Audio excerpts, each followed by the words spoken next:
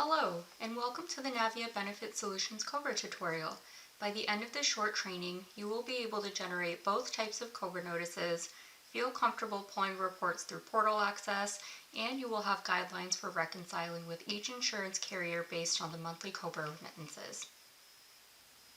Before moving into portal entry, I'd like to present a few helpful pieces of information that will assist in the maintenance of your COBRA records. You will need to notify two groups of people about COBRA. New hires and those accepting your benefits for the first time must be issued a general rights notice. Please enter them as a new hire within 90 days of their first day on your benefits. Those leaving your benefits due to a COBRA qualifying event will need to be issued a specific rights notice. This is often referred to as a COBRA offer because once this notice mails, the time frame for the QB to elect starts and they will be able to elect and pay to remain on your benefit plans as outlined in their notice. Once logged in at naviabenefits.com, you'll be able to select Data Management, which will allow you to view any carrier notifications that have gone out from the COBRA portal. You may select Download to view the carrier notification in a PDF copy. You'll also be able to access the COBRA portal by clicking Access COBRA/Direct Bill.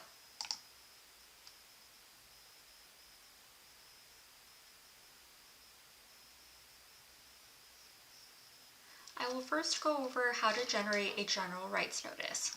From the home page, please select Add a Member and then New Hire. You will enter in all of the fields with the red star as these are the required fields. Please start by selecting your division.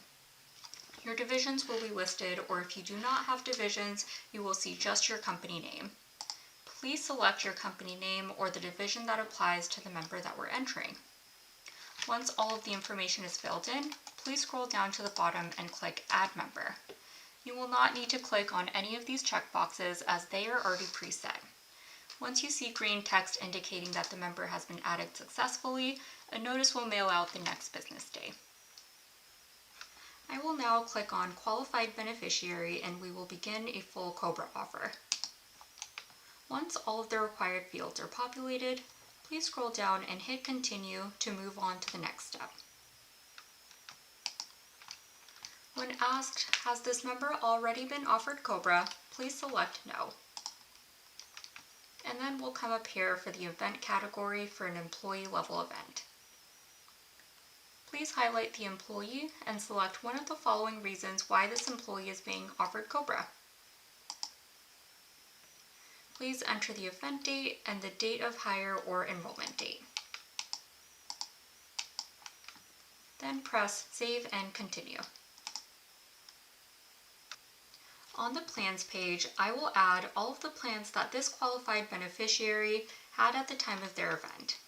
I will start by clicking Add a Plan, select their plan from the Plans drop-down, and select their coverage level. I will then hit Add a Plan. You can then add additional plans by clicking Add Plan. When selecting an FSA, you will always want to indicate a QB-only coverage level. In addition, you will need to enter a member-specific rate. Let's scroll down to the bottom and click Add Rate. The start date will correlate directly with their event date, and the end date will be the FSA plan year end date. So if your FSA plan ends on a calendar year, the COBRA offer should also end within that same calendar year.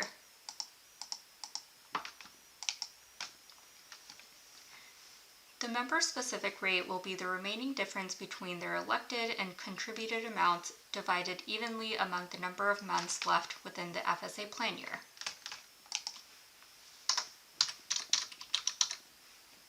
Then click Add, and then Add Plan at the bottom.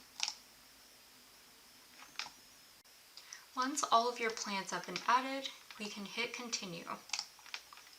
We will now enter our dependents. Please select Add Dependent and select the relationship. please enter their first name and their last name.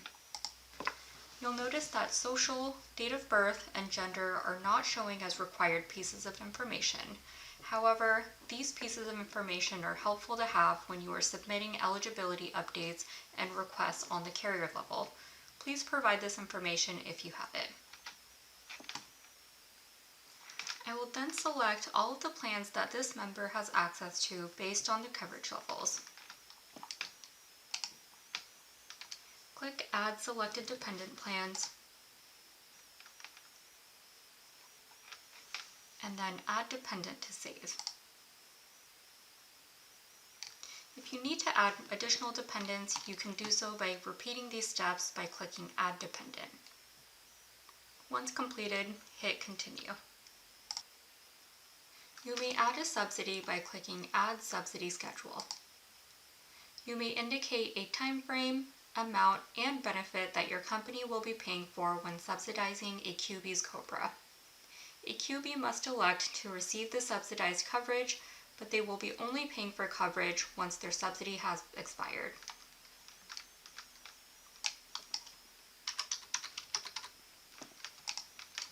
Click Add Subsidy Schedule when completed to save. Continue. Here, you will indicate if they live in one of these states, and if selected, they will receive additional information about state-level options once they have exhausted their federal COBRA timeline. Here on the last step, if you have no letter attachments, please select Save and Continue, and then click Add Member. Once we see the green text confirming that your member has been successfully added, a mailing will go out the next business day. We will now walk through how to access the remittance report. From the home page, please select Import and Reports. You will then select Accounting Reports, and from your report type dropdown, please select Remittance. Your most recent remittance report will always show up at the top, and you may download the report by clicking Report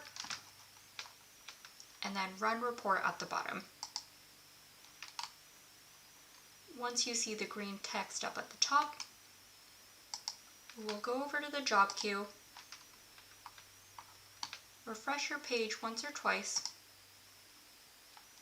and hit the download button. Carrier bill reconciliation is highly encouraged as carriers typically bill you around the first of each month for that month since COBRA members have a grace period. You'll be receiving their payments around the 15th of the month following the payment of that statement. For this reason, you will be due credits periodically. Please check each month by comparing your most recent remittance report and the prior month's carrier bill. If they charge you for someone that ended up not submitting a COBRA payment to us, you will want to communicate that with the carrier's billing department before the 60th day of the invoice. To receive a billing credit, please establish the credit claiming process with your carriers so that you know if there is a proper form or if you may simply submit an email to recover those costs. We hope that this tutorial has been informative and we look forward to a successful partnership. Please utilize the contacts provided with respect to ongoing assistance for your employees, QBs, or your internal teams that manages this part of your benefits.